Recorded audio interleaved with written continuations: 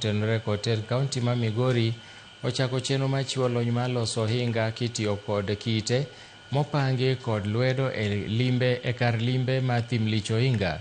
Maeri biro e kinde ma lipot mogol kod Kenya National Museums of Kenya yango ni nyaka sani nitiere mana jodongo 2 kende ema pod ngima mantiere kod lony mar loso ohinga mayudore e kar limbe ma thim lich ohinga manoger higni malo 600 mokalo. Thim lich ohinga gwego mag Nyatike County ma Migori achiel kuom kuonde limbe moyangi kod ruok mar UNESCO e piny mangima, mabende ong'ere kaka World Heritage Site. Ohinga molos kod kite mopangi mong'ith en achiel kuom gigo eko ma jotim limbe osebedo ka koro neno e kinde magitimo limbe e kar timo limbeni. Lipode mogol kod jolony yango ni ohinga gi olosi kod kite mane opangi higni maromo 600 mokalo. Nyaka sani nitiere moko mohinga gi ma kite manoger gigo osechako lwar piny. Kaka an technology maneno ma thim lich cha ber kabisa, kendo dwa gombo ni kaka jowa ma joluo kata mana kabila moko wati kode ka waloso godo miechwa mabeyo mondo mi culture wani kik tho kendo kik lal. National Museum, we also have the UNESCO with us, and many partners are coming on board to ensure that we are passing on the baton to the young generations, so that even as the old generation fade off, we will be there to tell stories, to maintain the thim lich ohinga, and to showcase what we have, which is a jewel in the making in Migori County government. Kaka kinde medo kalo, jogo mantie kod lony kaka ne oger thim lich ohinga to inya pango kite moloso ohinga gi medo dong matin.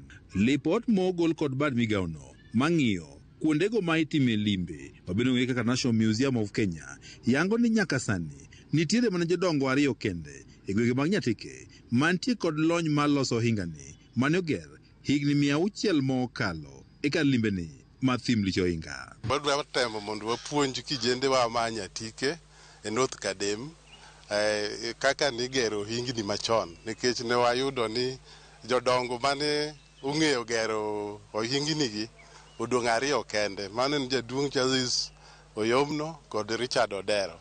Idwa puonj kijende wa masani mondo ging'e kaka ohinga ni gi noger ga.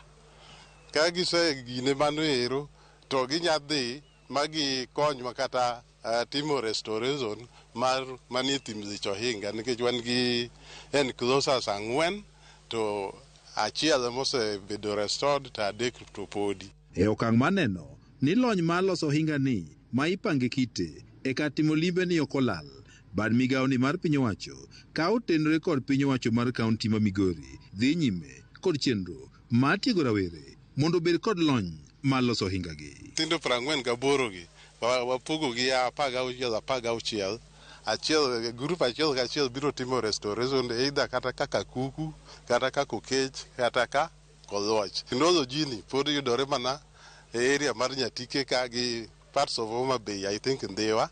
Koro wadwa ni ka gidok e gwenge gi to ginya timo restoration of meki gi manie dala ka mondo kik technology ni rieko ni olal nono. Apisa maduong' e migaono mar kit chweche kaunti ma Migori Ngire Osogwang' wacho ni bende gidhi puonjo rawere kaka ginyalo rito kit oganda Luo kod timbegi. Puonjo mondo mi jodongo madongo manotimo gigi makoro sani ndalo gi rumo kendo gidhi ka gi nyalo kawo knowledge no, nyalo kawo rieko no to gimiyo oganda matindo masani ka ichako tiyogo e yor gedo mondo mi thim lich ohinga obed kanyo maduong' ma jogo mobiro nyalo neno ber mare. Gidhi puonjogi apuonja wach mar gedo no kende masonry, to gibiro puonjogi skills moko bende mang'eny ma nyithindo gi nyalo yudo godo income margi. E kinde ma gitiego rawere ten kaunti ma Migori ka otende kod National Museum of Kenya bende wach ni giketo okenge mar neno ni kar limbe ni oywa welo mathoth. Challenges moko ma osebedo kanyo ero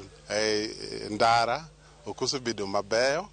Koro sani nyaka president njabi na waneno ka osechako loso nitie mpango mar kelo tiga mondo enrich the site. Koro kata kibiro kanyo to kidhi neno mano hingni ka kende, ineno gik moko mabe mopogore. For thim lich ohinga, we are talking of having a cultural center.